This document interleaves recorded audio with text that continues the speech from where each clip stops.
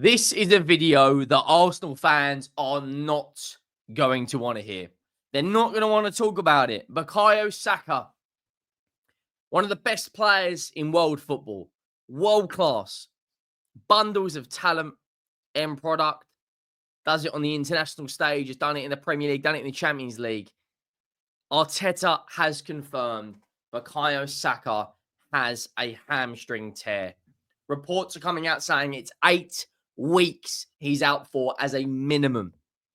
Some reports coming out saying he could be out until March. Make sure you go down. Make sure you drop a like on the video if you haven't already. That would be greatly appreciated. 2 days until Crimbo. If you're celebrating, Merry Christmas. If you're not, enjoy a well-deserved rest. Make sure you go down and hit that subscribe button as well. We are steamrolling our way towards 40,000 subscribers. And we are, I think, something like 300 away now, or 250 away from 34,000. But Bukayo Saka, this has got to be an absolute gut punch if you're an Arsenal fan. A gut punch. He's torn his hamstring. According to AFC, is it Amden? AFC Amden, whatever his name is. Bukayo Saka has torn his hamstring and expected to be out for at least 8 weeks. This is a gut punch. On top of that, Raheem Sterling as well is out for a few weeks. Who plays on the right? Can Gabriel Jesus continue this form? Does Martinelli play there as an option? The January transfer window is only 8 days away. This is so significant in the Premier League title race. Manchester City did it last year without no Kevin De Bruyne. Foden steps up. Who is going to step up right now for Arsenal? And if you're a Chelsea fan or a Liverpool fan especially, they must be very, very, very confident now that they have got a superior chance of winning this league title. I've said it before. I think Chelsea are in the race, but this is absolutely a gut punch looking at Arsenal's title race hopes. I think Liverpool is their title to lose. They win that game in hand, they're 7 points clear of Chelsea. They win that game in hand, they're 9 points clear of Arsenal. How are Arsenal going to break down low blocks without Bukayo Saka? He is so significant to their Premier League title hopes. He's their best player. He's their star boy. He's the first name on the team sheet. And he's now out for 8 weeks. Are they prepared to go and officially back Arteta? I'm not so sure. When you look at the goal contributions of all the players this season, only Cole Palmer and Mohamed Salah have got more goal contributions than Bukayo Saka in the Premier League. He's got 15. He's been unbelievable for years. And I think we're now seeing a player that is literally being worn out. You know, I see a piece of content on DR Sports, big up to them. I think it was Fuad, basically alluding to the fact that Arteta loves Arsenal and he really plays for the badge every single time. And he's probably played with an injury for a couple of seasons now. But we're at a point looking at Bukayo Saka where there really isn't anyone on that right-hand side to come in and essentially give him a rest. And we saw that with a lot of players. Mikel Areta, by the age of 28, 29, body was knackered. Eden Hazard. I think Fuad was saying that the only player in the Premier League under the age of 24 who's played more minutes is Eden Hazard. And when he got that big move to Real Madrid, he was knackered. He was absolutely destroyed his body. I'm not necessarily saying that Bukayo Saka is going to be worn out by the age of 28, 29, but he's played a lot of football. 60, 70 games a season when you include the international breaks, because he always plays for England because he's such a talented player. And when you look at him in terms of how many games has he already played at professional level, just for Arsenal, to give some context, he's 23 years of age, just turned 23 as well, by the way. He's an experienced player. He's a mature player in the dressing room. He's one of the leaders, right? And he's played 250 games already for Arsenal. 250 games at the age of 23. 67 goals, 63 assists at the age of 23. By the time he's 28, that is probably going to be in and around the 450 mark, maybe 400 mark.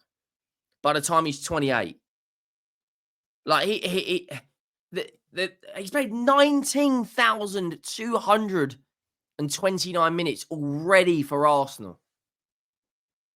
How are they going to cope is the question.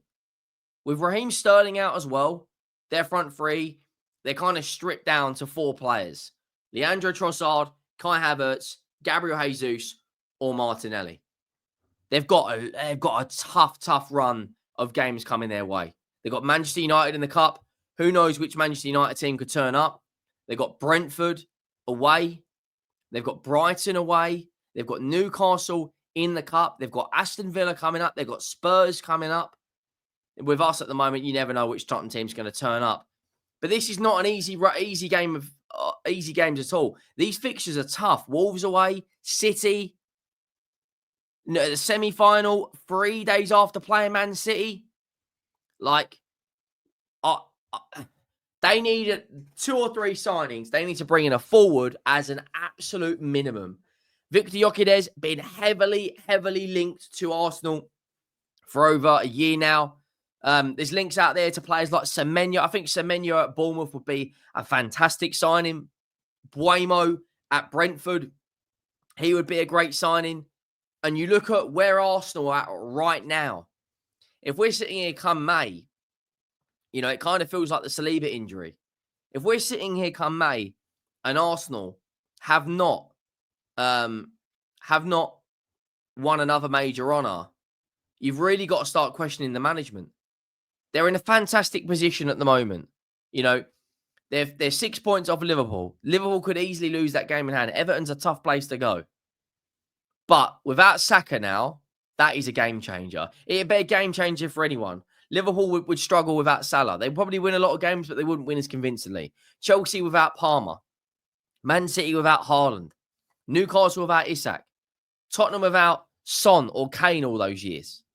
Nottingham Forest without Chris Wood.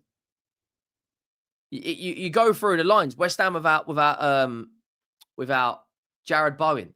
As soon as you take out the star player, it is a game changer. But for Arsenal right now, knowing how important Bukayo Saka is to the way they build up, even the delivery of the set pieces, that for me is an absolute game changer in this title race.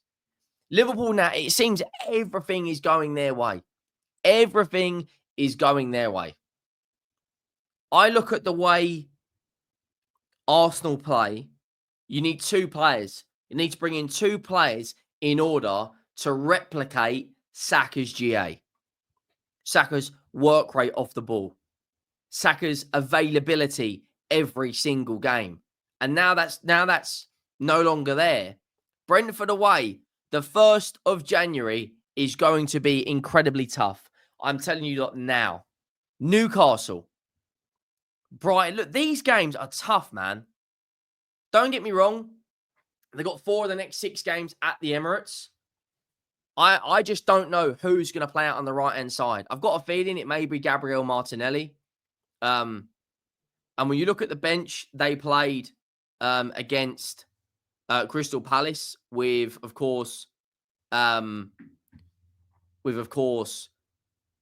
Martinelli coming on. Players like Martinelli, I just don't think at this moment in time is, at the level. This was their squad they played against Crystal Palace, right? Look at the bench. If you take out Leandro Trossard, because he's going to be playing, the likelihood is, as an attacking threat, the only one they've really got who could play potentially in the front line is Ethan Nwaneri. Now, if you're in a title race, they have got to bring in 2, 3 bodies. They've got to bring in a winger and they've got to bring in an attacking midfielder as the absolute, that they have to, 100%. Where I look at Arsenal right now, if we're sitting here come the end of the season and they don't win a major honour, we can't be blaming it on a Saka excuse. Manchester City managed to cope without De Bruyne. Right now, they're in absolute capitulation. Liverpool lost Saka for 10 games, managed to win 9 of those. Salah for 10 games. I think this is absolutely massive in terms of the ball is now in Liverpool and Chelsea's court. And you know Chelsea are going to go and spend. Todd Bowley loves the transfer market. He loves going out there and buying assets. That's what we're going to call them. And in terms of Liverpool, I think Marcus Edwards has already got a strategy in place. I think we may see Zubimendi get relinked. But Arsenal now need the transfer window just as much as Manchester City. Man City right now are free falling at a ridiculous rate. It's alarming. If Arsenal all of a sudden, like I do think they're going to beat Ipswich, and a lot of people are going to say, "Oh no, Saka, no problem." No. It is absolutely majorly concerning. If you look at Arsenal's fixture they've got coming up, even into February. In February they play Newcastle. In February they play Manchester City. You know, in January they've got 9 games. 1, 2, 3, 4, 5, 6, 7, 8. Yeah, 9 games. They need players. Let me know your thoughts down below. Make sure you drop a like. Make sure you have subscribed. And I'll see you all soon.